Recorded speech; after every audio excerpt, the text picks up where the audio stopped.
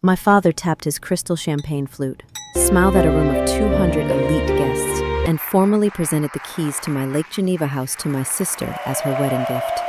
He locked eyes with me from the podium, his jaw tight with a silent threat that he would march into my financial firm tomorrow and destroy my career if I dared to open my mouth. I stood near the back of the country club ballroom, watching my own parents orchestrate a public robbery of the only sanctuary I had built with my own sweat and money. What they failed to realize was that my evening clutch held the original property deed bearing only my signature, alongside a freshly stamped civil harassment restraining order. They assumed the pressure of high society would force my submission. Instead, they had just engineered the perfect stage for their own irreversible social and financial ruin. My name is Hannah. I am a 34-year-old chief financial officer. Before I continue this story, drop a comment with your local time and where you are watching from. Hit like and subscribe to Sweet Life Drama if you have ever been the scapegoat forced to sacrifice your life for a golden child. Trust me, you will want to hear exactly how I dismantled their flawless facade with a single piece of paper. The applause rippled through the Chicago Country Club. I watched Chloe, my 28-year-old sister, press hands to her cheeks and stage a perfect, tearful gasp. She leaned into her fiancé, Julian Caldwell. Julian was a sharp, dedicated corporate lawyer.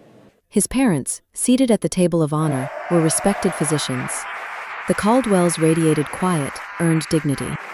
They were a prominent Black American family who valued education, hard work, and integrity. They had no idea they were marrying into a mirage. My parents, Richard and Susan, had spent the last 14 months selling the Caldwells a carefully curated illusion. They painted Chloe as a successful digital creator from a wealthy lineage. The reality was a trail of maxed-out credit cards and a lifestyle funded entirely by my parents' dwindling retirement accounts. The Lake Geneva property was the crowning jewel of their deception. It was a tangible asset to prove their worth to Julian's family. The only problem was that they did not own a single brick of it. I bought that house 10 years into my career. I spent 80-hour weeks analyzing risk portfolios and negotiating mergers to afford the down payment. My parents never visited. They never saw the hardwood floors I restored. They only saw the zip code and the property value. A waiter passed by with a silver tray. I placed my empty water glass on it. The cold condensation lingered on my fingertips. My mother caught my movement from across the room. Her smile was a warning, stretched thin over her teeth. She subtly shook her head, a familiar command demanding my silent compliance. For decades, that look had kept me in line. It was the same look she gave me when she demanded I pay off Chloe's car loan, or when she insisted I skip my own college graduation to help Chloe pack for a vacation. Not tonight. The leather of my clutch felt rigid against my palm. The documents inside carried the weight of the law, a language my parents could not manipulate with guilt trips or public pressure. Julian raised his glass to my father, his face reflecting genuine gratitude for a gift that was stolen. The audacity of the theft made my pulse steady into a slow, calculated rhythm. I did not feel the urge to scream or cry. I felt the cold, mechanical precision of an auditor finding a fatal error in a ledger. The music swelled, a string quartet playing a bright, cheerful melody that masked the incoming devastation. I took a step forward, my heels sinking slightly into the thick carpet, preparing to walk directly into the center of their masterpiece. They thought I was the same girl who used to back down to keep the peace. They forgot that managing billions in corporate assets teaches you how to recognize a bad investment. My family was a deficit I could no longer afford. To understand how we reached this point of no return, we have to go back exactly 3 weeks. The initial spark was not an explosive argument. It started with a simple phone call, a polite request wrapped in layers of manipulation, designed to test my boundaries before breaking them entirely. My mother called me on a Tuesday evening while I was reviewing quarterly tax filings. She did not ask how my day went. She did not say hello. The clatter of sterling silver against bone china echoed through the private dining room of a Michelin-starred restaurant in downtown Chicago. I sat at the far end of the mahogany table, swirling a measure of Pinot Noir in my glass. The liquid clung to the crystal, a deep, dark red. I watched my parents serve a masterclass in deception. This was the highly anticipated convergence of two worlds, the Caldwells and my family. Julian Caldwell sat to my right. He wore a tailored charcoal suit that moved seamlessly across his shoulders. He exuded the quiet, unshakable confidence of a man who had built a stellar reputation as a corporate attorney. Across from him sat his parents, Dr. Elias Caldwell, a renowned orthopedic surgeon, and his wife, Beatrice, who managed a philanthropic endowment funding STEM programs for underprivileged youth. They were a Black American family of profound dignity, intellect, and earned affluence. They spoke about literature, market trends, and community service with effortless grace. And then there was my sister, Chloe. She sat beside Julian, wearing a silk halter dress that cost more than my first car. She tilted her head, laughing a delicate practice laugh at a joke Dr. Caldwell made. When Beatrice asked about her career, Chloe waved a manicured hand. "I am a digital creator," she said, her tone dripping with rehearsed humility. "It is exhausting curating a lifestyle brand, but my followers depend on me for wellness inspiration." I took a slow sip of my wine. The acid hit the back of my throat. Chloe's lifestyle brand was a digital mirage. Her follower count was purchased. Her designer wardrobe was funded by the maxed-out credit cards hidden in my father's desk drawer. Richard and Susan had drained their retirement accounts to sponsor Chloe's illusion of grandeur. She produced zero income. She relied entirely on the financial arteries of our parents, bleeding them dry while presenting herself as an independent entrepreneur. By contrast, my phone buzzed in my blazer pocket, a notification from my risk management team. At 34, I held the title of Chief Financial Officer at one of the city's top investment firms. I did not inherit a single contact or a single dollar. My career was built on the foundation of 80-hour work weeks, skipped vacations, and a relentless drive to secure my own independence. 10 years of analyzing financial ledgers gave me an acute ability to spot a bad investment. My family was a sinking asset, operating on borrowed time and borrowed money. "We are thrilled to welcome Chloe into our lives," Beatrice said, offering a warm, genuine smile. "Julian has always valued ambition. We are glad he found someone who shares his drive." My mother, Susan, dabbed her lips with a linen napkin. "We raised our girls to appreciate the finer things, but to work for them," she lied smoothly. "Our family has always believed in establishing strong foundations." Richard leaned forward, resting his elbows on the table. He locked his gaze on Dr. Caldwell. "Speaking of foundations, Elias, we should plan a weekend getaway. Get out of the city heat. We have a beautiful property up in Wisconsin, a lakeside villa in Lake Geneva. It has a wraparound deck, a private dock, perfect for hosting." The dining room grew very still to me. The ambient jazz music playing from the ceiling speakers faded into white noise. "We have a beautiful property." My fingers tightened around the stem of my wine glass. The Lake Geneva house did not belong to the family. It belonged to me. I spent 3 years saving the down payment. I spent weekends on my hands and knees sanding the original hardwood floors. I wired the security system. I paid the property taxes. My parents had never once visited the house. They only knew the zip code and the market value, treating it like a status symbol they could claim by association.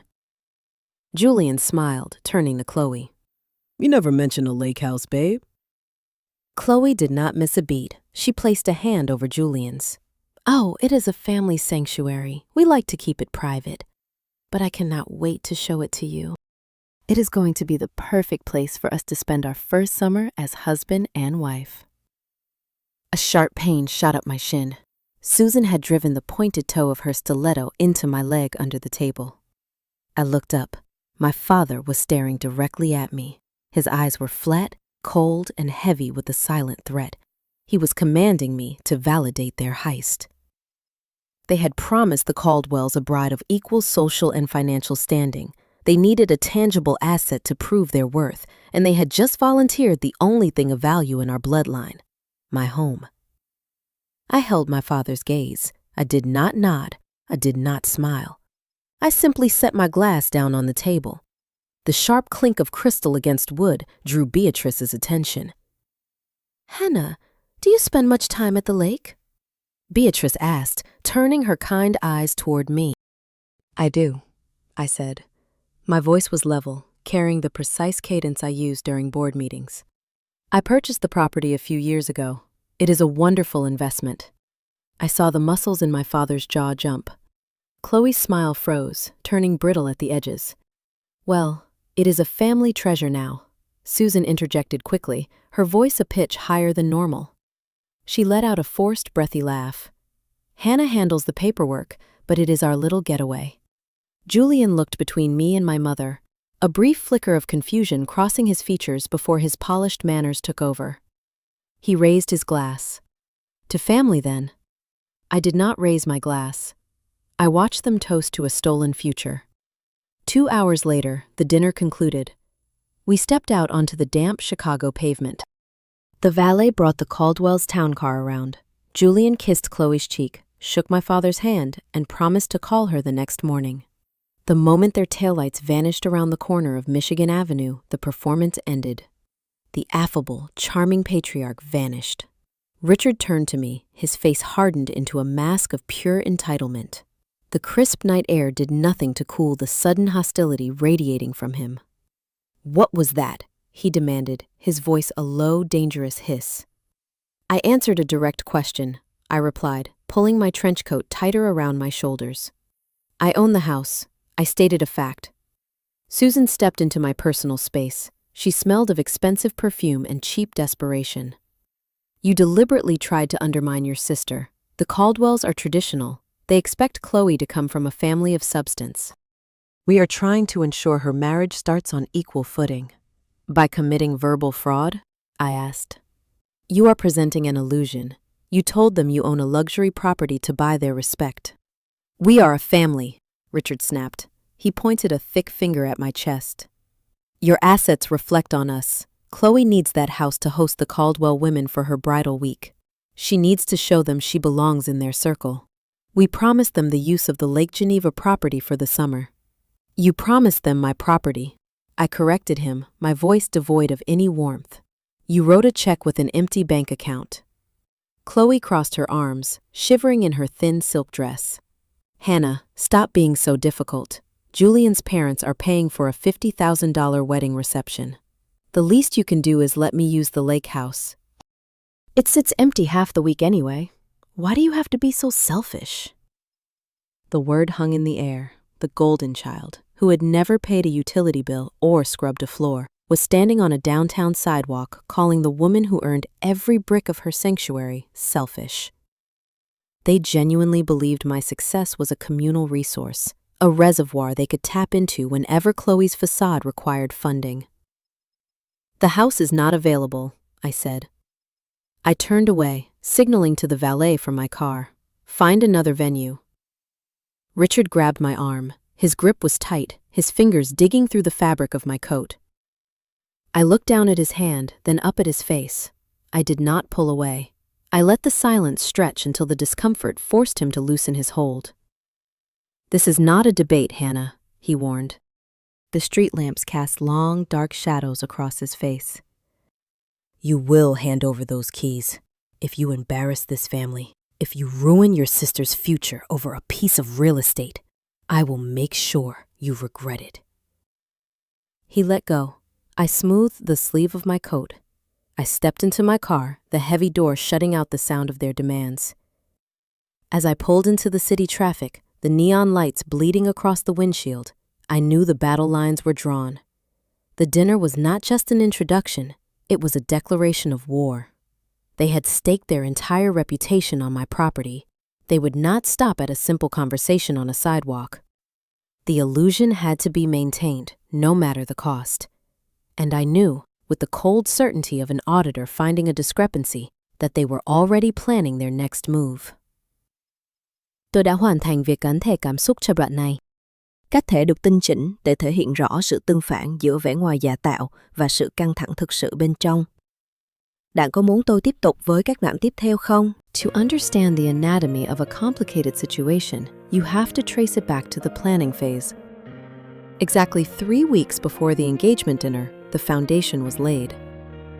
It was a Tuesday evening.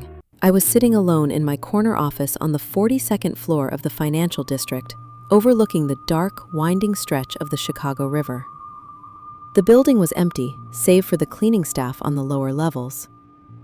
My desk was covered in quarterly risk assessment reports, rows of data highlighting corporate liabilities and projected deficits. Numbers are clean, they follow rules. If an equation is unbalanced, the ledger tells you exactly where the error occurred. My phone vibrated against the polished mahogany. The screen illuminated the dim room. Susan. I stared at the caller ID for 4 rings. My mother never called on a Tuesday night, unless she needed something funded, fixed, or facilitated. I tapped the screen and put her on speakerphone, keeping my eyes on the spreadsheet in front of me. "Hello, Mom." There was no greeting, no inquiry about my day, my health, or the 80-hour week I was currently surviving. "Chloe's bachelorette week is the 2nd week of July," Susan announced. Her voice was brisk, carrying the efficient cadence of an event planner. "She is bringing 6 guests. They want to do a winery tour, maybe rent a boat. You need to clear out the master bedroom and hire a cleaning service before they get there. After that, Julian and Chloe will be using the house for the rest of the summer to host the Caldwells. Have an extra set of keys cut by Friday." I stopped typing. My fingers hovered over the keyboard. She did not ask if the dates worked. She did not ask if I was willing to host. She delivered an itinerary for a property she did not own, treating me like a short-term rental manager. "The house is not available in July," I said. "Hannah, do not start this," she sighed. A sharp exhale designed to convey exhaustion. "I already told Chloe it was handled. She has enough stress planning a $50,000 wedding. The least you can do is provide the venue for her bridal week." "I am not providing anything. The lake house is my private residence, not a free resort for Chloe's friends." The line fell silent for 3 seconds. I recognized the pause. It was the tactical retreat of a difficult person adjusting her angle. When the sheer audacity of her demand failed, Susan seamlessly pivoted to her next method, emotional leverage. "You are 34 years old," she said, her tone dropping an octave, slipping into a whisper that made my skin crawl. "You are single. You have no husband. You have no children. What possible use do you have for a 4-bedroom villa on the water? You go up there on weekends to sit by yourself." She let the point hang in the air, waiting for the impact to register. It was a classic devaluation tactic. Because my life did not fit her traditional mold, my assets were deemed surplus. My hard work was rendered meaningless unless it was serving the daughter who fit the script. "My marital status does not invalidate my property deed," I replied, my voice devoid of inflection. "This is not about a piece of paper, Hannah. This is about our family's reputation," Susan snapped, the faux sympathy vanishing. "Julian's parents are high-profile individuals. Dr. Caldwell is very respected. Beatrice sits on the board of major charities. Do you know what Chloe has? She has a social media page and a leased car. We have to show the Caldwells that she comes from a family of equal standing. If they think she is just some girl with no assets, they will look down on her. We need that lake house to level the playing field." I leaned back in my ergonomic chair. The sheer scale of her delusion was breathtaking. "You are asking me to hand over my home so you can commit improper asset use," I stated. "You want to mislead a prominent family into believing Chloe is an heiress." "I want to support my daughter!" She raised her voice, the pitch shrill through the phone speaker. "But you would not understand that because you only ever think about yourself. You keep your money. You keep your success. You sit in your glass tower in the city while your sister struggles to build a life. Family is supposed to share the resources." "Chloe is not struggling," I corrected her. "Chloe refuses to work, and I am not a financial institution." "You are a very difficult woman, Hannah," Susan said. "If you ruin this marriage for your sister, if you cause us embarrassment in front of the Caldwells, believe me, Hannah, you will become a very isolated person." "Then I guess I will have a very quiet summer. Good night, Mom." I pressed the red icon. The call disconnected. I sat in the quiet office, listening to the hum of the air system above me. I did not cry. My pulse remained steady. Decades of this exact dynamic had burned the panic out of my system, leaving behind a cold, clinical detachment. I saved my spreadsheet, closed my laptop, and packed my briefcase. I knew the matter had not ended with that dial tone. The verbal demand was merely the opening act. By the time my elevator reached the lobby, my phone buzzed in my pocket. A notification from the family group chat. I had kept the chat on mute for years, checking it only during holidays. Tonight, it was lighting up like a distress signal.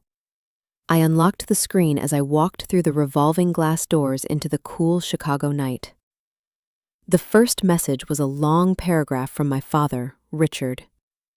It is unfortunate when a person achieves success but forgets their character in the process. We raise our children to support one another, to share their blessings, and to stand united.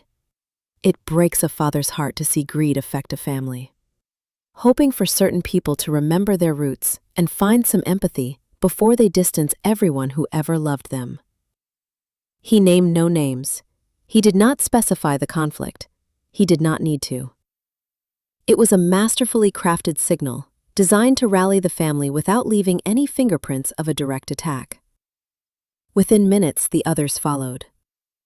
Aunt Carol replied, "Indeed, Richard, family is everything. Possessions come and go, but family is forever." Sending thoughts. Cousin Mark chimed in, "Some people get a fancy title and forget where they came from. Keep your head up, Uncle Rich." Then came Chloe. Her message was short, punctuated by a broken heart emoji. "I just wanted one nice week with my bridesmaids before the wedding. I didn't think it was too much to ask. I guess I'll just stay in the city. Sorry if I inconvenienced anyone." I stood on the curb, the neon glow of a passing taxi reflecting off my phone screen. The orchestration was flawless. Susan had undoubtedly hung up with me, marched into the living room, and delivered a tearful performance to Richard, claiming I had denied Chloe a simple wedding wish. Richard, playing the role of the wounded patriarch, took to the digital space to martyr himself. Chloe played the victim, drawing sympathy from the sidelines. They were building a narrative. They were painting me into a corner, confident that the social pressure of a dozen judging relatives would break my resolve. They expected me to type out a frantic defense. They expected me to call back, apologize, and hand over the keys just to stop the digital pressure. I read every single message. I watched the timestamps roll in. I did not reply. Instead, I pressed the side buttons on my device, taking high-resolution screenshots of the entire thread. I captured my father's vague points, my aunt's comments, and my sister's manufactured heartbreak.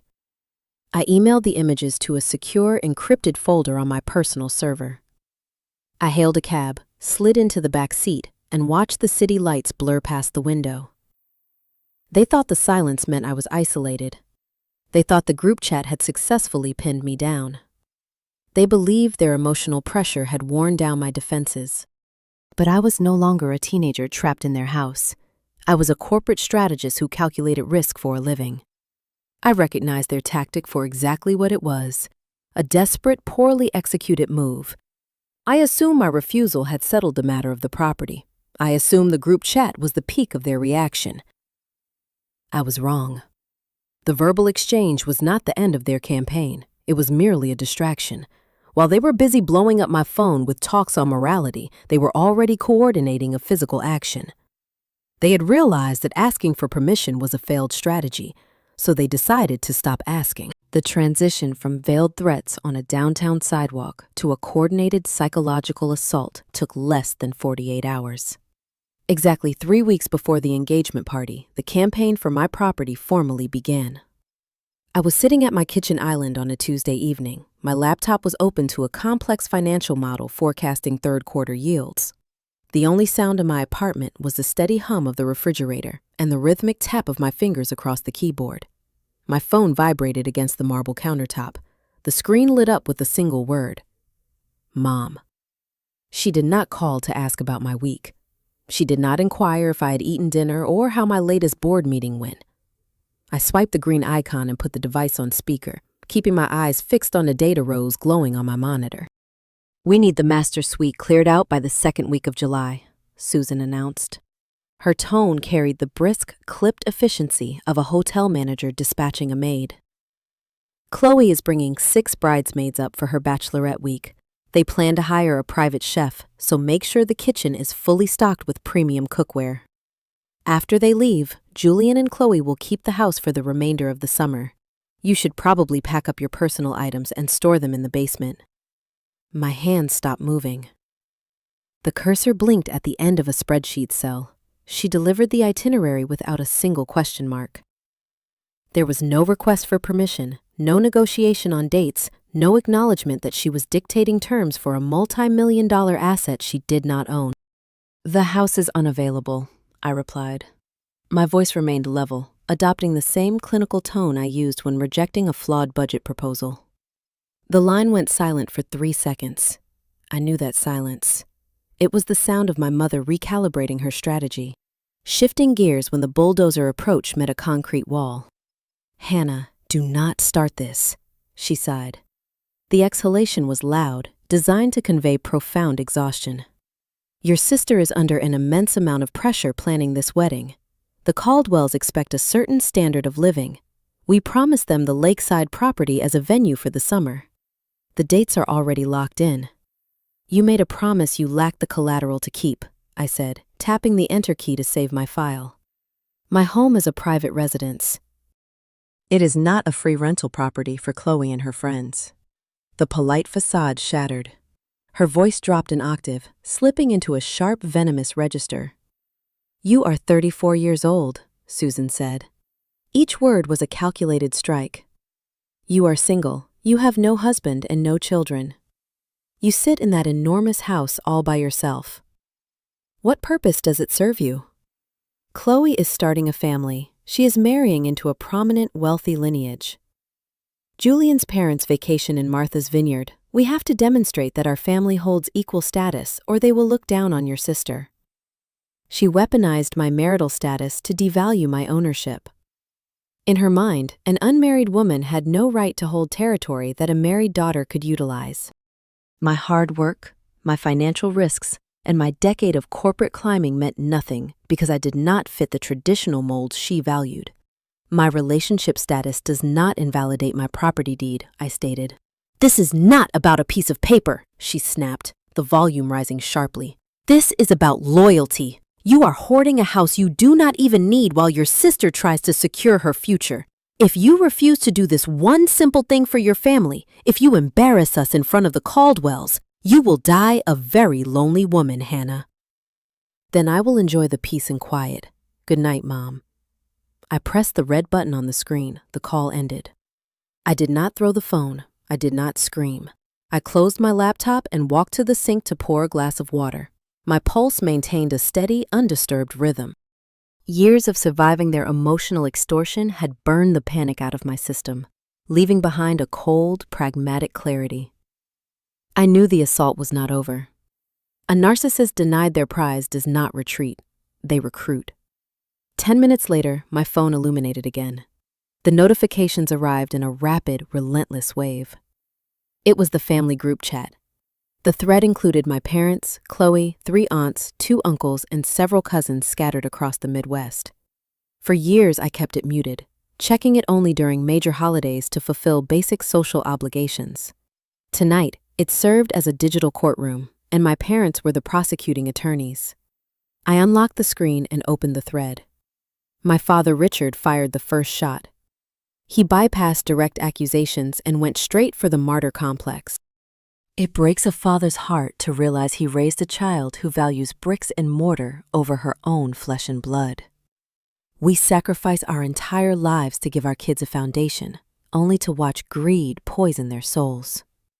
Praying that certain people remember their roots before they alienate everyone who ever loved them. He named no names. He detailed no specifics. He crafted a masterful dog whistle, rallying the extended family against an invisible enemy they all knew was me. 2 minutes later, Chloe entered the chat. She played her role flawlessly, weaponizing her own manufactured heartbreak. I only wanted one nice week at the lake with my bridesmaids before I get married. I thought sisters were supposed to share things. I guess I will just cancel the bachelorette trip. I am so sorry if I caused any trouble for anyone. The flying monkeys descended immediately. The relatives, fed a steady diet of my mother's distorted narratives for years, rushed to comfort the golden child and condemn the scapegoat. Aunt Carol typed, "Oh, Chloe, do not cancel your trip. Family should always help family. Money and houses mean nothing if you lose your soul." Cousin Mark, a man who had declared bankruptcy twice and still owed my father money, chimed in. Some people get a fancy corporate title and forget where they came from. Keep your head up, Uncle Rich. I stood in my kitchen, reading the messages as they scrolled up the screen. The orchestration was brilliant. Susan hung up the phone, walked into the living room, and delivered a tearful performance to Richard. Richard took to the group chat to perform his wounded patriarch routine. Chloe acted the part of the modest, deprived bride. They painted me into a corner. They expected the crushing weight of public familial shame to break my resolve. They anticipated a frantic, defensive reply. They wanted me to call back, beg for forgiveness, and hand over the keys just to stop the digital stoning. I read every single word. I did not type a reply. I did not attempt to defend my character to people committed to misunderstanding me. Instead, I pressed the side buttons on my device. I took high-resolution screenshots of the entire thread. I captured Richard's manipulative guilt trip, Chloe's feigned victimhood, and the aunts and uncles chiming in with their misplaced righteous anger. I opened my secure email server and attached the images. I sent them to an encrypted folder designated for personal legal documentation. I treated my family with the exact same caution and protocol I applied to a hostile corporate takeover. I placed the phone face down on the marble counter. The notifications eventually slowed, then stopped. The silence returned to my apartment. But I understood the nature of that silence. It was not a surrender. My refusal to engage in their group chat theater meant their primary weapon had failed. They could not shame me into submission. They could not guilt me into surrendering the property. When words fail, predators escalate to actions. They realized that asking for permission, even through manipulation, was a flawed strategy.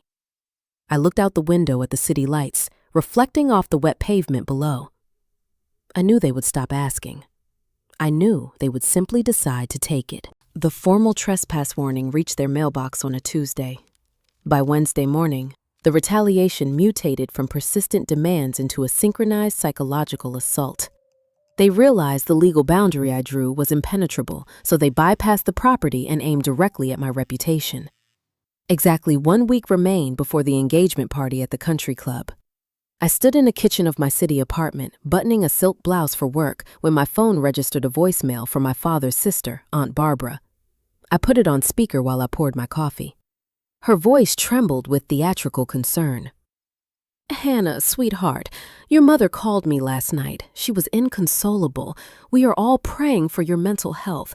She told us the stress of your corporate job finally triggered a breakdown. She said you are hallucinating intruders, calling the police on your own family over imaginary break-ins. Please, get psychiatric help before you ruin Chloe's beautiful moment. We love you, but you are not well." I stopped pouring. The dark rose spilled over the rim of the mug, pooling on the quartz counter. Susan had rewritten history. Since she could not erase the fact that police officers removed her from my property, she altered the context. It was not a break-in, it was a delusion. It was not a crime, it was a symptom of my collapsing mind. They were actively constructing a smear campaign to discredit my sanity across the entire extended family and their social circles. A preemptive strike to ensure that if I ever told the truth about the Lake Geneva house, no one would believe the paranoid, overworked spinster sister. I wiped the counter, rinsed the mug, and walked out the door. The smear campaign was infuriating, but it was background noise. I managed global financial risks. I did not care what Aunt Barbara thought of my mental state. I did not anticipate that the assault would breach the walls of my professional sanctuary. Thursday morning, the LaSalle Street Financial District. The lobby of my firm was a sprawling cavern of polished marble, frosted glass, and hushed authority. Men and women in tailored wool moved with quiet purpose past the imposing security turnstiles. I walked through the revolving doors alongside Evan, our vice president of acquisitions. We were debating the margins on an upcoming tech merger, our briefcases heavy with confidential prospectuses. "The Q3 projections look inflated," Evan said, adjusting his tie. "If we push for a secondary audit—" He stopped mid-sentence. His gaze shifted past my shoulder. I followed his line of sight. Sitting in one of the low-slung imported leather chairs in the waiting area was my father. Richard did not look unhinged. He did not resemble a desperate man orchestrating a familial heist. He wore a sharp navy suit, a crisp white shirt, and a silk tie. He looked like an executive, a wealthy investor waiting for a high-level consultation. He checked his silver wristwatch, stood up, and buttoned his jacket. He locked eyes with me across the echoing expanse of the lobby. My pulse spiked, a sudden sharp thud against my ribs. I forced my breathing to remain shallow and even. "Evan," I said, my voice betraying nothing. "Give me a moment. Family matter." Evan glanced between the two of us, sensing the sudden drop in atmospheric pressure. He nodded, offering a tight smile, and stepped toward the elevator banks, giving us a wide berth. I did not walk toward the seating area. I stood my ground in the center of the marble floor, forcing my father to cross the distance. He approached with slow, measured steps. The polished soles of his Oxfords clicked sharply against the stone. "You look well, Hannah," he said. He stopped less than 2 feet away, invading my personal space just enough to establish physical dominance. "You are trespassing again, Richard," I replied, dropping the title of father. A muscle feathered along his jawline. He smiled, a thin, razor-like curvature of the lips that did not reach his eyes. He leaned in, lowering his voice to a frequency that bypassed the ears and vibrated directly in the chest. "You think a piece of paper from a local precinct changes the hierarchy of this family," he murmured, the scent of his sharp peppermint aftershave cutting through the sterile air of the lobby. "You think you can embarrass your mother and lock your brother out in the cold without consequences." I protected my asset. "The discussion is closed. Leave the building before I call security." I shifted my weight, preparing to pivot toward the front desk. His hand shot out, gripping my upper arm. His fingers dug into the fabric of my blazer, a sudden bruising pressure. "Do not walk away from me," he hissed. I looked down at his hand, then up to his eyes. "Remove it. Now." He held the grip for 3 agonizing seconds, calculating the risk of a public scene, before slowly uncurling his fingers. He smoothed the lapel of his jacket. "You have a very lucrative career here," he said, his eyes scanning the frosted glass walls of the executive elevators. "Chief Financial Officer, a position built on trust, on unimpeachable ethics. What do you think happens to a CFO when a formal accusation of embezzlement hits the CEO's desk?" The ambient noise of the lobby faded into a dull, distant roar. He reached into his breast pocket and extracted a tri-folded legal document. He held it up, keeping it close to his chest so only I could read the bold print at the top. "Quitclaim deed." "You manage the corporate accounts here," Richard continued, his tone conversational, mimicking a casual business update. "But you also managed your grandmother's estate trust 5 years ago. It would be a tragedy if someone presented a detailed, documented claim to your board of directors, showing that the seed money for your precious lake house was siphoned directly from that family trust." "That is a fabrication," I said, my voice dropping to a whisper. "Every dollar I used was my own. The trust was dispersed equally. The accounting is flawless." "Accounting is just numbers on a page," he countered softly. "A scandal is a story. And boards of directors despise stories. They do not wait for audits. They do not wait for the truth. An accusation of financial fraud against a CFO is a death sentence. They will force your resignation by noon to protect their stock price." Your career, your reputation, your entire identity in this city will burn to ash. He tapped the folded document against his palm. You sign this deed over to Chloe today. You walk up to your floor, you find a notary, and you sign away the Lake Geneva property. You bring the notarized copy to the engagement party next week and hand it to her in front of the Caldwells, smiling like a generous sister. I stared at him. The sheer, breathtaking malice of the extortion settled over me like a heavy winter coat. He was leveraging the one thing I valued more than the property, my professional survival. He knew the corporate world was unforgiving. The mere shadow of an embezzlement inquiry would strip me of my licenses, my title, and my livelihood. If you do not deliver that deed, Richard whispered, leaning closer, I will walk straight up to the executive suite. I will sit in your CEO's office. I will file the report. I will burn your life down to the studs. He slipped the document back into his pocket, adjusted his cuffs, and offered a polite public nod. I will see you at the party, Hannah. Dress nicely. He turned and walked toward the revolving doors, his posture straight, blending seamlessly into the crowd of morning executives. I stood frozen on the marble floor. My hands were ice cold. The threat was not an empty bluff. He was cornered, desperate to secure the Caldwell marriage for Chloe, and a desperate narcissist destroys whatever stands in their way. I looked up at the glass elevators ascending to the executive floors. I felt the familiar creeping weight of submission, the old instinct to surrender my territory to keep the peace. Signing that paper would make the threat disappear. It would save my job. It would appease the family. But as I walked toward the security gates, the panic receded, replaced by the precise calculating machinery of a corporate auditor. He had played his final card.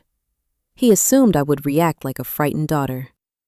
He forgot he was threatening a woman who negotiated hostile corporate takeovers for a living. The revolving doors of the lobby continued to spin, pushing a steady stream of executives into the morning rush.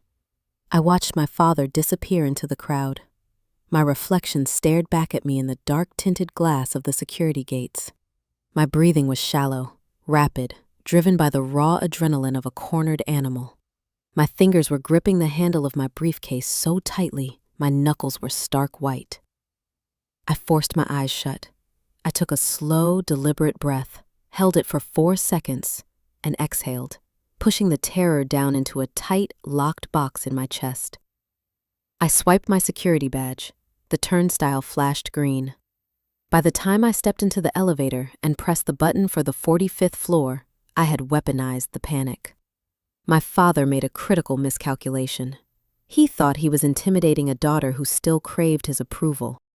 He forgot he was threatening a financial officer trained to dismantle liabilities. Extortion only works if the victim has a secret they are desperate to hide. I had no secrets. I only had data. The elevator doors parted.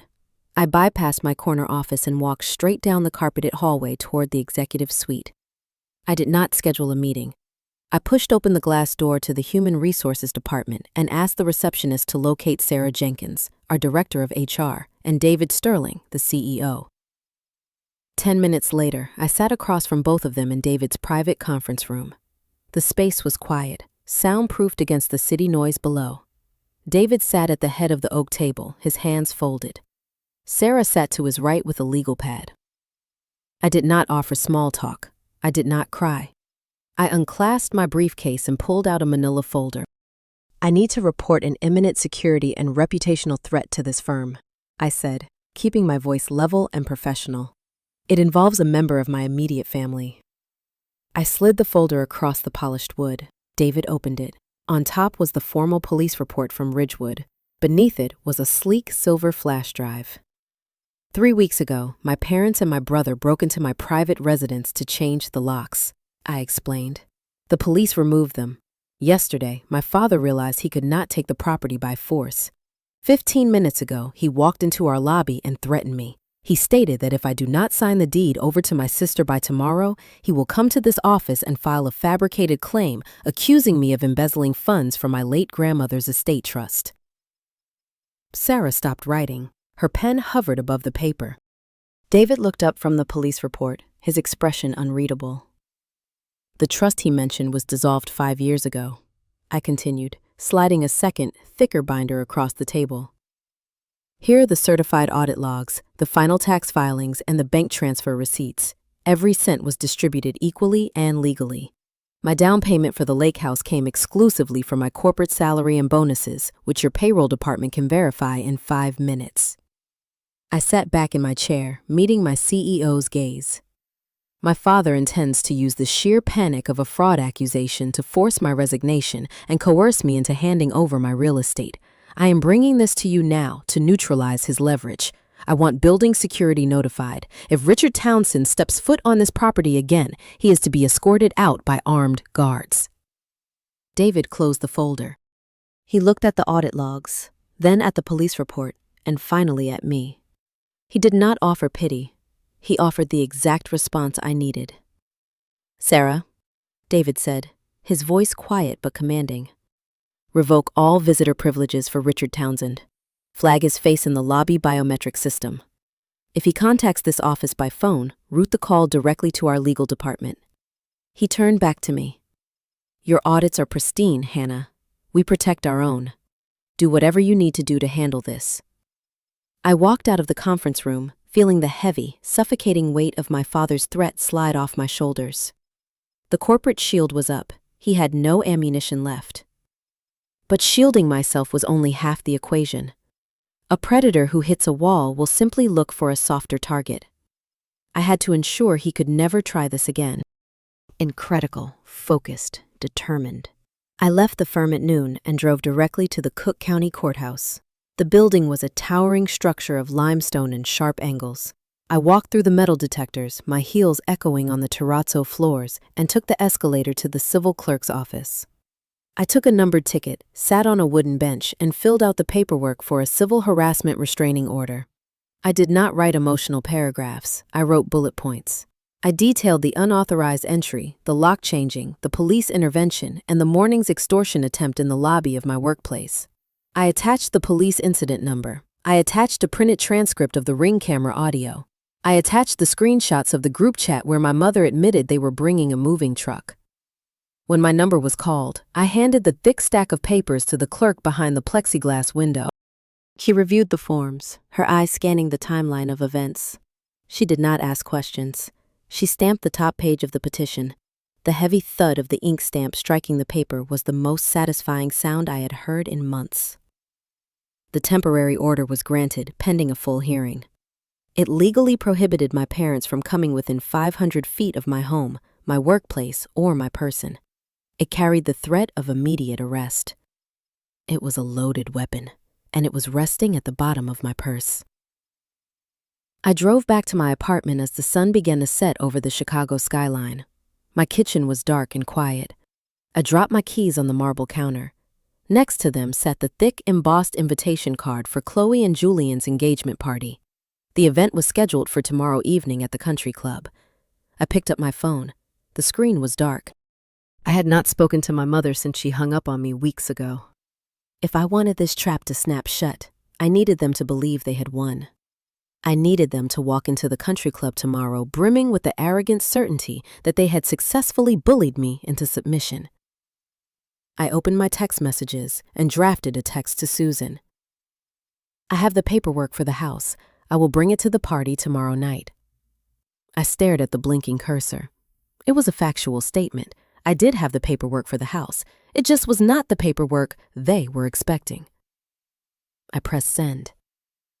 The response arrived less than 2 minutes later. "I knew you would make the right choice, Hannah. Family always comes first. See you tomorrow. Wear the navy dress. It photographs better." She added a smiley face emoji. The sheer, breathtaking entitlement of that emoji sent a cold ripple down my spine. She truly believed her husband had terrified me into giving away a luxury property, and her only lingering concern was my wardrobe choice for the family photos. I turned off my phone screen. I walked into my bedroom and pulled the navy silk dress from its garment bag. I laid it out on the bed. Then I picked up my designer evening clutch. I unzipped the main compartment. I folded the original, notarized property deed, proving my sole ownership. I placed it inside. I folded the freshly stamped civil harassment restraining order and the Ridgewood police report. I placed them right next to the deed. I zipped the clutch shut. The trap was set. They bought their own tickets to the execution, and tomorrow night, I was going to give them front row seats. The valet at the Oakbrook Country Club opened the door of my sedan, the crisp evening air rushing into the cabin. I stepped onto the cobblestone drive, wearing the navy silk gown my mother had requested. The fabric draped heavily against my silhouette, dark and severe, an armor woven from threads of obligation that I was wearing for the final time. In my right hand, I held a rigid leather evening clutch. It weighed less than a pound, yet it carried the precise leverage required to shatter a multi-million-dollar illusion. I walked through the grand double doors and handed my coat to the attendant. The main ballroom stretched out before me, a vast expanse of polished mahogany, floor-to-ceiling windows, and cascading crystal chandeliers that refracted light into 1,000 sharp prisms. 200 guests filled the space, a curated blend of Chicago corporate elite and high society families. The air buzzed with the low, steady hum of calculated networking, underscored by a string quartet playing a bright Vivaldi arrangement in the far corner. Waiters in pristine white jackets moved fluidly through the crowd, balancing silver trays laden with fluted champagne glasses and caviar hors d'oeuvres. I stood near the entrance, a silent observer analyzing the room. My eyes found the Caldwell family first. They occupied the center of the room, acting as the gravitational pull for every guest seeking influence. Dr. Elias Caldwell stood tall in a flawless bespoke tuxedo, his posture straight, his smile warm and authentic as he conversed with a local judge. Beside him, Beatrice Caldwell wore a stunning emerald green gown, her natural hair styled in an elegant updo. She radiated a quiet, unshakable dignity. They were a Black American family of profound intellectual and financial wealth, built on generations of medical practice, corporate law, and philanthropic endowments. They did not need to raise their voices to be heard. True power never shouts. A dozen yards away, my parents were shouting, not with their voices, but with their behavior. Richard and Susan were overcompensating with every gesture, every laugh, and every forced interaction. They orbited the Caldwells like desperate satellites. Susan wore a heavy beaded gown that caught too much light, her neck draped in pearls that looked uncomfortably tight. She laughed at a joke Elias made, the sound high-pitched and breathless, tossing her head back with theatrical enthusiasm. Richard stood too close to the Caldwell men, holding his scotch glass by the rim, nodding vigorously while adjusting his cufflinks. They were performing the roles of old money aristocrats, desperately trying to mirror the Caldwells' effortless grace. Then I spotted Chloe. She was clinging to Julian's arm near the ice sculpture, wearing an ivory silk dress that mirrored a bridal gown, just enough to secure the center of attention. Julian looked handsome, grounded, and deeply in love, his hand resting gently on the small of her back. He had no idea he was holding up a hollow shell. I took a glass of sparkling water from a passing tray. Before I could take a sip, Susan caught my eye across the room. The breathless, aristocratic smile vanished from her face for a fraction of a second, replaced by a sharp, predatory focus. She whispered something to Richard, excused herself from the Caldwells, and charted a direct path toward me. She moved with alarming speed, weaving through the crowd without making eye contact with anyone else. She stopped inches from my face. She smelled of expensive gin and heavy floral perfume. "You are late," she hissed, keeping her teeth locked together in a strained smile, so the surrounding guests would think we were exchanging pleasantries. "Traffic on the Eisenhower," I replied, my voice flat. Susan did not care about the traffic. Her eyes darted down to the leather clutch in my hand. She reached out, her manicured fingers wrapping tightly around my forearm, her acrylic nails pressing through the silk sleeve of my dress. "Do you have the paperwork?" she demanded, the question carrying the desperate edge of a gambler asking for a loan to cover a bad debt. I looked down at her hand gripping my arm. I did not pull away. I simply stared at her fingers until the social discomfort forced her to release me. "The documents are right here," I said, tapping the rigid leather of the bag. Signed and stamped. A wave of profound relief washed over her features. The tension in her shoulders collapsed. Her posture straightened, the arrogant matriarch instantly restored. She believed her husband's threats in the corporate lobby had worked. She believed I had caved to the terror of losing my career. The sheer entitlement in her eyes was blinding. "I knew you would finally stop being so difficult," Susan whispered, reaching out to adjust the collar of my dress. I stepped back, letting her hand fall to her side. "Your father is going to make the announcement right before the main course. Just stand near the front table. When he calls your name, you bring the envelope up to Chloe and Julian. Smile. Look generous. Do not ruin this for your sister." She turned and walked back toward the center of the room, her head held high, victorious. I walked toward the far side of the ballroom, selecting a high-top table near the shadowed alcove of the bar. From here, I had a clear vantage point of the entire floor. I watched Chloe work the room. She was guiding Julian toward a group of his law firm partners, her voice carrying over the ambient noise. "We are just so blessed," Chloe projected, ensuring the surrounding tables could hear her. "The lake house has this gorgeous wraparound deck. Julian and I plan to host the firm retreat there next summer. I am picking out new patio furniture next week. It is going to be our little private sanctuary." I took a slow sip of my water. The ice rattled against the glass. She was using my hand-laid tiles, my custom deck, and my decade of financial sacrifice as social currency to impress men who billed $1,000 an hour. She spoke about the property with the effortless fluency of a lifelong owner. The delusion was so deeply entrenched that she actually believed her own lies. A graceful figure stepped into my peripheral vision. Beatrice Caldwell approached the bar, ordering a dry martini.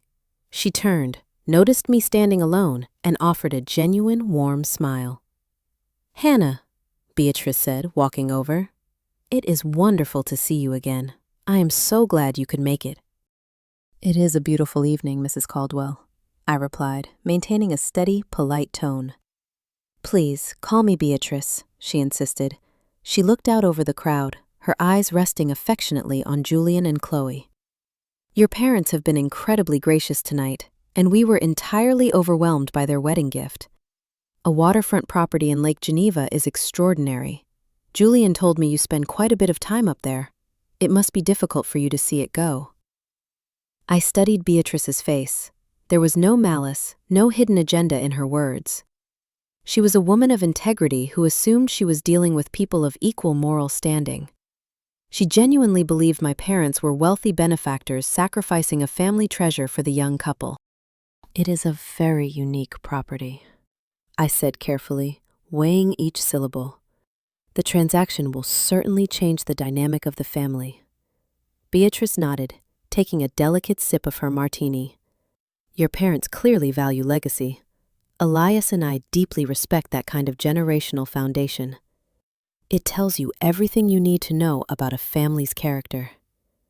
"Yes," I agreed, a cold certainty settling into my chest. "It tells you everything." Beatrice smiled, touched my arm lightly, and drifted back to join her husband. The chimes of a crystal glass being tapped echoed through the ballroom. The string quartet ceased playing. The waiters stepped back against the walls, folding their hands behind their backs.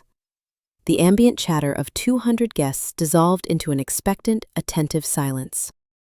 I looked toward the front of the room. A grand oak podium stood beside the head table.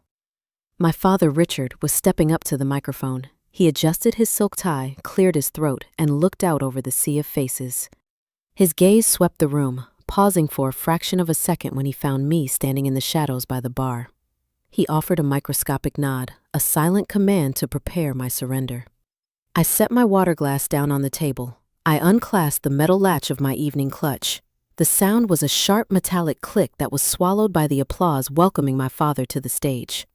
I slipped my fingers inside the bag, feeling the heavy textured paper of the original property deed and the crisp edge of the court-ordered restraining order.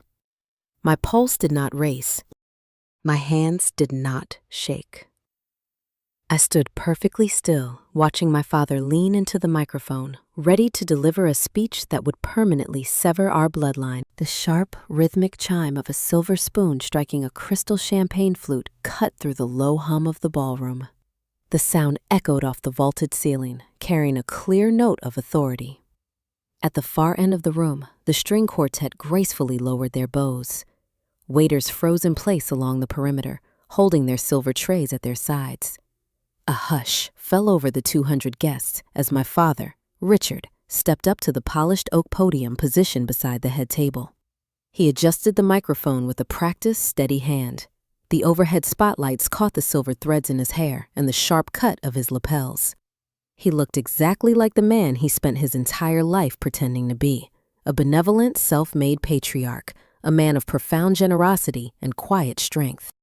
He gripped the edges of the podium, leaning forward slightly to establish an intimate, commanding presence over the sprawling crowd. "Family, friends, and esteemed guests," Richard began, his voice rich and resonant, rolling through the state-of-the-art sound system. "Susan and I welcome you. Tonight is a celebration of beginnings, but it is also a celebration of the foundations that make those beginnings possible." He turned his head toward the center table where Dr. Elias and Beatrice Caldwell sat. He offered them a deep, respectful nod. "Elias, Beatrice," my father said, his tone softening into a register of profound admiration. "You have raised an exceptional son. Julian is a man of intellect, of drive, and most importantly, of character." When he came to my study last month to ask for Chloe's hand, he spoke about building a life based on shared values. He spoke about hard work, about honoring the generations that came before us, and about creating a sanctuary for the generations to come. Susan and I could not have dreamed of a better match for our youngest daughter. At the head table, Chloe leaned her head onto Julian's shoulder. She looked up at him through her lashes, the very picture of demure affection. Julian kissed the crown of her head, his face reflecting a sincere, unshielded joy. At the Caldwell table, Beatrice smiled warmly, placing her hand over her husband's. They were buying every single word. They were honorable people, and honorable people rarely suspect a perfectly tailored fraud. "We live in a fast-paced world," Richard continued, his gaze sweeping across the room, capturing the attention of the judges, the executives, and the socialites. "A world that often forgets the importance of roots. But the Townsend family has always believed that true wealth is not measured in bank accounts. It is measured in the legacy we leave for our children. It is measured in the security we provide when they step out into the world to build their own families." I stood in the shadowed alcove near the bar, my fingers tracing the rigid metallic clasp of my evening clutch. The audacity of his speech was a physical force in the room. He was lecturing a crowd of genuine elites about hard work and legacy while actively executing a plan to steal the only tangible asset his bloodline possessed.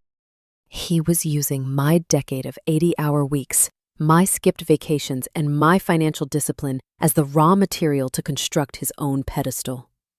My father shifted his weight, preparing for the crescendo. He paused, allowing the silence to stretch, demonstrating his absolute control over the room. During that fractional delay, his eyes drifted over the heads of the seated guests and found me standing in the dark. He did not glare. He did not frown. He offered a micro-expression, a tiny, almost imperceptible lifting of his chin. It was a look of total, unadulterated triumph. It was the look of a predator who has successfully cornered its prey and is taking a moment to savor the kill.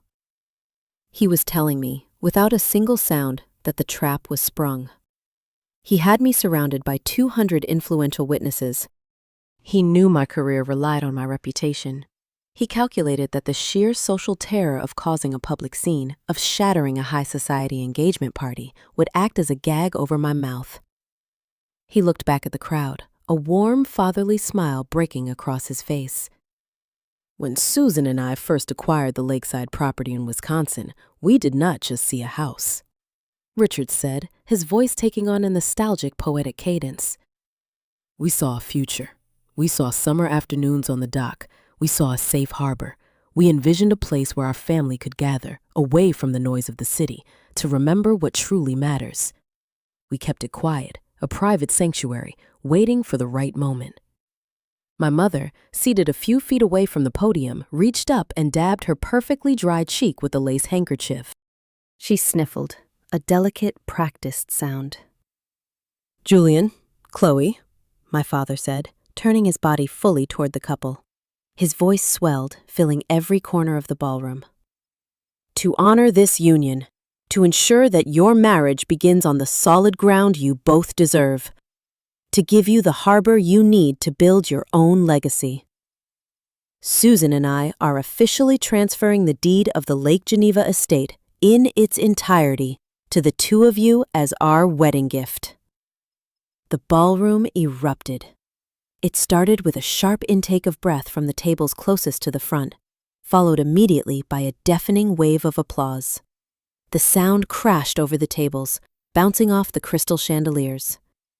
Chairs scraped against the mahogany floor as several guests, moved by the scale of the generosity, stood up to deliver a standing ovation. The performance at the head table was flawless. Chloe covered her mouth with both hands, her eyes wide, executing a perfectly choreographed gasp. She buried her face in Julian's chest, her shoulders shaking as if she were overwhelmed by the magnitude of her parents' love. Julian wrapped his arms around her, holding her tight. He looked up at my father, his eyes shining with profound, genuine gratitude. Julian mouthed the words, "Thank you, sir," his voice lost in the roaring applause. At the center table, Dr. Elias Caldwell stood up. He raised his champagne flute high in the air, locking eyes with Richard in a salute of deep, mutual respect between two patriarchs. Beatrice clapped gracefully, her face bright with joy for her son's future. The entire room was vibrating with the energy of a fairy tale playing out in real time. Through the sea of standing bodies and clapping hands, my mother turned her head. Susan looked past the Caldwells, past the cheering relatives, straight into the shadowed alcove where I stood. The tearful, overwhelmed mother vanished. Her face settled into a mask of cold, hard victory.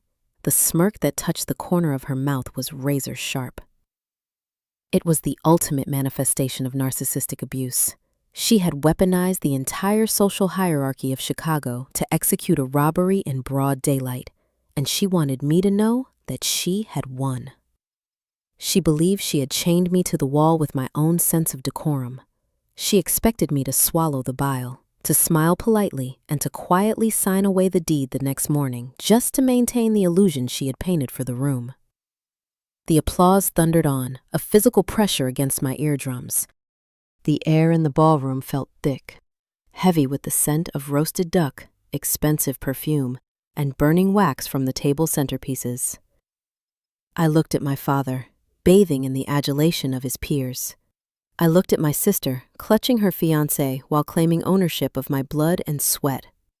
I looked at my mother, reveling in her flawless manipulation. My pulse did not race.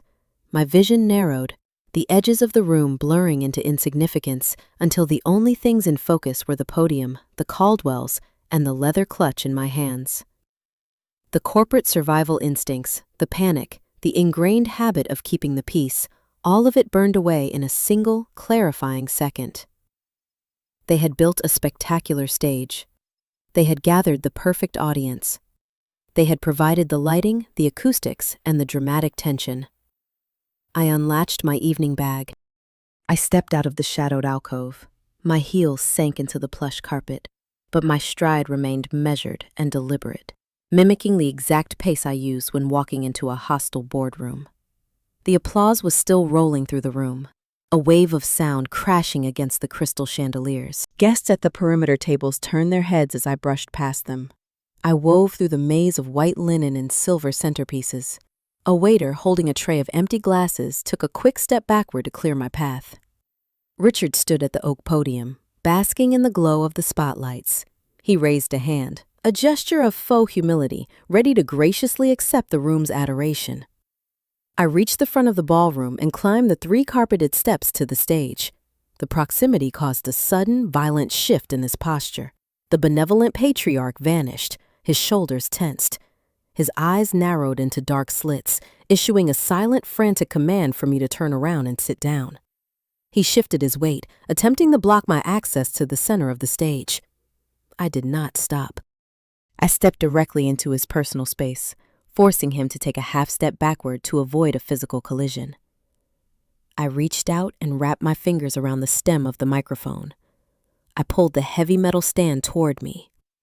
The sudden movement caused the speakers to emit a low, sharp whine of feedback that cut through the cheering crowd like a siren. The clapping sputtered and died in waves. 200 faces turned toward the stage. The silence that followed was heavy, expectant, and thick with a sudden, suffocating tension. I looked out at the sea of evening gowns and tailored suits. I found Chloe and Julian at the head table. Chloe's hands were frozen near her collarbone, her stage tears drying instantly. "That was an eloquent speech, Richard," I said. My voice echoed through the ballroom, carrying the crisp, uninflected cadence of a financial auditor delivering a final ruling. "It is a beautiful sentiment to provide a foundation for the next generation. However, there is a fatal flaw in your presentation. You cannot gift an asset you do not own." The silence turned brittle. A low murmur rippled across the back tables, the sound of elite society registering a scandal. Susan stood up from her chair. Her beaded gown caught the overhead lights. She took a step toward the stage, her face draining of color, her mouth opening to speak, but the sheer shock kept her paralyzed. I unlatched the rigid leather clasp of my evening bag. I extracted the thick, embossed pages of the property deed and held them high under the stage lights. "My name is Hannah Townsend," I announced, projecting my voice to reach the very last row of tables. "I am the sole legal owner of the Lake Geneva estate. I purchased the property 3 years ago using my own corporate salary. No member of this family contributed a single dollar to the down payment, the mortgage, or the property taxes." I lowered the deed. I turned my head to look directly at my father. He stood 2 feet away, his jaw locked, a thick vein throbbing at his temple. He opened his mouth to salvage the narrative, but the lie died in his throat. The notarized paperwork was visible to the first 3 rows of guests. The ink, the seals, the signatures were undeniable. I stepped down from the podium. I ignored the frantic whispering erupting across the room and walked straight to the center table where Dr. Elias and Beatrice Caldwell sat. Julian stood up, positioning himself slightly in front of Chloe. His brow was furrowed, his eyes darting between my face and the document in my hand. I reached into my clutch a second time. I pulled out the Ridgewood police report and the court-stamped civil harassment restraining order. I placed them flat on the white linen tablecloth, right next to Dr. Caldwell's champagne flute. "Dr. Caldwell, Beatrice, Julian," I said, keeping my tone respectful but firm. "I apologize that your family was brought into this deception. You value integrity, and you have been sold a fabrication." I tapped the first document. "This is a police incident report from 2 weeks ago. It documents the afternoon my parents and my brother illegally broke into my home to change my locks so they could claim the property for this wedding. The police removed them from the premises." I moved my finger to the second document. The red ink of the judge's stamp stood out starkly against the white paper. "And this is a restraining order granted by a Cook County judge yesterday. My father walked into the lobby of my financial firm and threatened to file false embezzlement charges to destroy my career unless I signed my house over to Chloe today." The color drained from Julian's face. He looked down at the documents. His legal training kicked in instantly, his eyes scanning the formal court seals, the incident report numbers, the authorized signatures. He did not touch the papers. He slowly turned his head to look at the woman standing behind him. Chloe was trembling. The ivory silk of her dress shook. She reached out, her acrylic nails grabbing Julian's jacket sleeve. "Julian, she is lying," Chloe stammered, her voice pitched high and thin. "She has been having a breakdown. Mom told everyone. She is sick. Do not look at those." Julian looked down at her hand on his sleeve. He took a deliberate step backward, forcing her grip to break. The deep affection in his eyes was gone, replaced by the cold, calculating scrutiny of a corporate litigator evaluating a hostile witness. "A judge does not grant a civil harassment restraining order based on a breakdown, Chloe," Julian said. His voice was stripped of all warmth, echoing the clinical detachment I used in boardrooms. They granted based on evidence. Susan rushed to the table. Her breathing was ragged, her chest heaving under the tight pearls. She reached out to snatch the papers off the linen, desperate to hide the proof. Dr. Caldwell moved faster. He placed his large, steady hand firmly over the documents, pinning them to the table. He stood up, towering over my mother. His posture radiated an intimidating, quiet authority that required no raised volume. "Do not touch those, Susan," Elias commanded. He turned his gaze toward the stage. Richard was still standing frozen by the podium, exposed under the bright lights, stripped of his patriarch costume. "Is this true?" Elias asked, his voice cutting across the whispering room. "Did you threaten your own daughter's career to fund this charade?" Richard adjusted his cuffs, a nervous tic betraying his collapsing ego. He tried to summon his commanding presence, but the foundation had vanished. He offered a weak, placating smile that looked grotesque on his pale face. "Elias, let us go somewhere private," Richard pleaded, his voice lacking the booming resonance from 5 minutes ago. "This is a family dispute. Hannah is prone to exaggeration. We can explain everything in the lounge." Beatrice Caldwell stood up next to her husband. She picked up her emerald silk wrap and draped it over her shoulders with precise, elegant movements. She looked at Richard, then at Susan, her expression shifting from warm hospitality to profound disgust. "There is nothing private about fraud, Richard," Beatrice said, her tone sharp enough to cut glass. "You invited us here to celebrate a union based on mutual respect. Instead, you attempted to use our family to legitimize a theft." The illusion was shattered. The elite audience, the judges, the executives, the high society peers my parents worshipped and feared were watching the dismantling of the Townsend family in real time. The low murmurs in the ballroom escalated into an unavoidable echoing judgment. Eyes bored into my parents from every angle. I picked up my empty evening clutch. I did not raise my voice. I did not demand an apology or scream about the injustice. I had simply delivered the raw data, and the social market had corrected itself. Julian looked down at his fiancée. His expression held no anger, only a chilling, clinical pity. He did not raise his voice. He did not need to. "There is nothing to talk about, Chloe," Julian said, his words sharp and precise. "You let your parents offer a stolen house to my family to buy our respect. You sat there and smiled while your father threatened your sister's livelihood. I build my life on facts. You build yours on fraud." He turned his back on her and walked toward the exit, following the path his parents had just taken. He did not look back. Chloe stood alone at the head table, her hands trembling at her sides. The ivory silk of her designer dress suddenly looked less like a bridal gown and more like a cheap costume. Susan let out a sharp, genuine cry. She abandoned the documents on the tablecloth and rushed toward the aisle, her heels catching on the thick carpet. "Elias, Beatrice, please, you do not understand the family dynamics," she pleaded, her voice echoing in the vast room. Dr. Caldwell, halfway to the doors, did not even break his stride. He raised one hand, a silent, immovable barrier, signaling her to stay away. The gesture was so absolute, so commanding, that my mother stood dead in her tracks. She stood isolated in the middle of the ballroom, surrounded by the staring eyes of her peers, stripped of her power. Richard remained anchored to the podium. His hands gripped the wooden edges so tightly his knuckles were white. The man who had spent his life controlling every narrative, dictating every family decision, was now a mute spectator to his own destruction. The wealthy colleagues he played golf with were whispering behind their hands. The judges he bragged to were shaking their heads in disgust.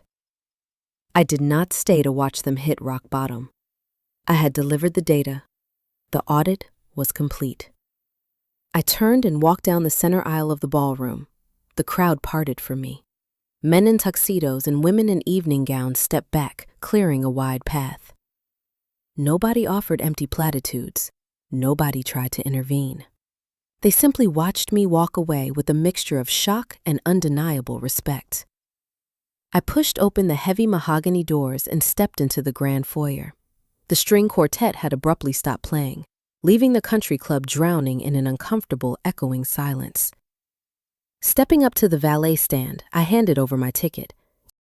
The crisp Chicago night air hit my face, sharp and biting, clearing the scent of expensive perfume and roasted duck from my senses. The valet brought my sedan around, his eyes wide, clearly aware that something catastrophic had just occurred inside. I tipped him a $20 bill, slid into the leather driver's seat, and closed the door.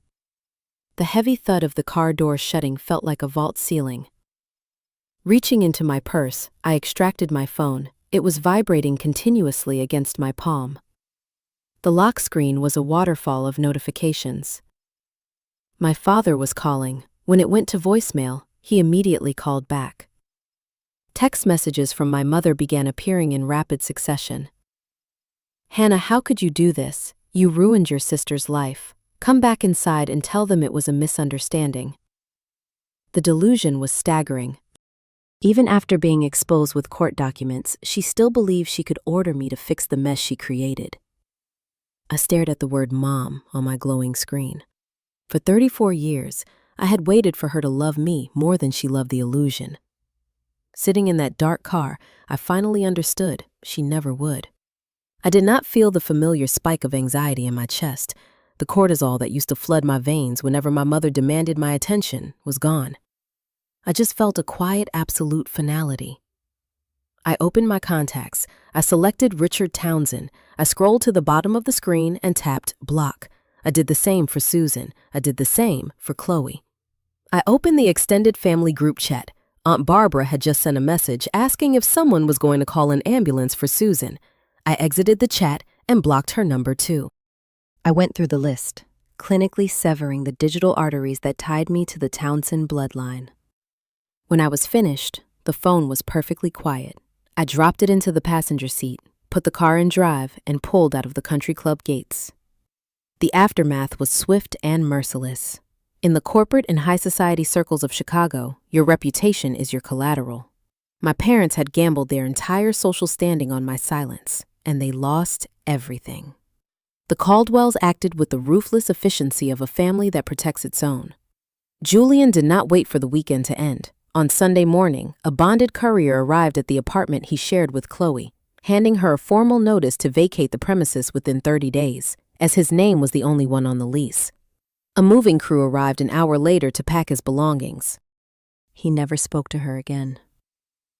By Monday, the Caldwell family had sent a brief, elegant email to the entire guest list, announcing the cancellation of the wedding due to irreconcilable differences. They offered no scandalous details. They did not need to. The silence of the Caldwells was louder than any accusation. Richard's carefully constructed empire crumbled within a week. The Oakbrook Country Club was his sanctuary, the place where he brokered deals and asserted his dominance. On Tuesday, the club's board of directors held an emergency meeting. By Wednesday afternoon, Richard received a polite but firm phone call from the club president, suggesting he take an indefinite leave of absence to manage his family issues. It was a polite expulsion. The man who used to hold court at the head of every table was reduced to a ghost, packing his golf clubs into the trunk of his car in silence, his networking pipeline permanently severed. Susan suffered a parallel exile. The chairwoman of the pediatric hospital gala, a woman who had witnessed the entire spectacle, called my mother to relieve her of her duties on the planning committee. The ladies who used to attend her luncheons suddenly found themselves too busy to return her calls. When she walked down the aisles of the upscale grocery stores, former friends would quickly push their shopping carts down different aisles to avoid making eye contact. Chloe was left with the ruins of her own making. The designer silk dresses hung in a closet she could no longer afford. I heard through the grapevine that her purchase followers began dropping off when she stopped posting luxury content. She was back in her childhood bedroom in the suburbs, staring at a mountain of unopened credit card statements, with no rich son-in-law to absorb the debt, and parents who finally realized they had bankrupted themselves for a mirage. They were trapped in their suburban house, drowning in financial liabilities and social shame, with no scapegoat left to blame. 3 months passed. I stood on the wraparound cedar deck of my Lake Geneva villa. The early morning mist was burning off the surface of the water, revealing a brilliant cloudless autumn sky. The air was crisp, smelling of damp pine and cold fresh water. I held a ceramic mug of black coffee, letting the heat seep into my palms. I looked over my shoulder at the house. The French doors were open, letting the morning breeze sweep through the living room. The hardwood floors I had sanded and stained gleamed in the sunlight. The space was entirely my own. There were no unexpected knocks at the door. There were no demanding phone calls. There was no hovering threat of extortion. I walked over to the side entrance and ran my thumb over the new, heavy-grade brass deadbolt I had installed. They had never returned. The civil harassment restraining order had been finalized by the judge. It carried the promise of immediate arrest, and my parents were far too terrified of a public police encounter to ever risk stepping onto my property again. The legal boundary had become a fortress. For decades, I believed that enduring their abuse was the price I had to pay for a family. I thought that if I worked hard enough, if I became successful enough, they would eventually respect me. But narcissists do not respect success. They only calculate how to extract it. By walking up to that podium, I did not just protect a piece of real estate. I evicted them from my mind. I reclaimed my own narrative. I leaned against the wooden railing, taking a slow sip of my coffee. A flock of geese flew low over the lake, their reflections gliding across the glassy surface. I took a deep breath, filling my lungs with the clean, quiet air. I was 34 years old, a chief financial officer, and the sole owner of a beautiful home on the water. I was without a family, and I had never felt more safe. Blind forgiveness does not bring peace. It only creates an opportunity for others to continue draining you. Sitting on this cedar deck, looking out over the calm water, I have had a lot of time to audit the last few months of my life. Financial independence forms the ultimate boundary. Owning your assets free and clear strips a manipulator of their primary weapon, because a notarized deed does not care about guilt trips or family traditions. You cannot save people who are committed to their own destructive illusions. Cutting the cord is not an act of cruelty. It is a necessary act of survival. If you are watching this and realizing that you have been funding someone else's illusion, it is time to audit your own life. Drop a comment below and tell me, what boundary do you need to set today? Remember to like this video and subscribe to Sweet Life Drama for more stories about reclaiming your power. You do not owe anyone an apology for protecting your peace.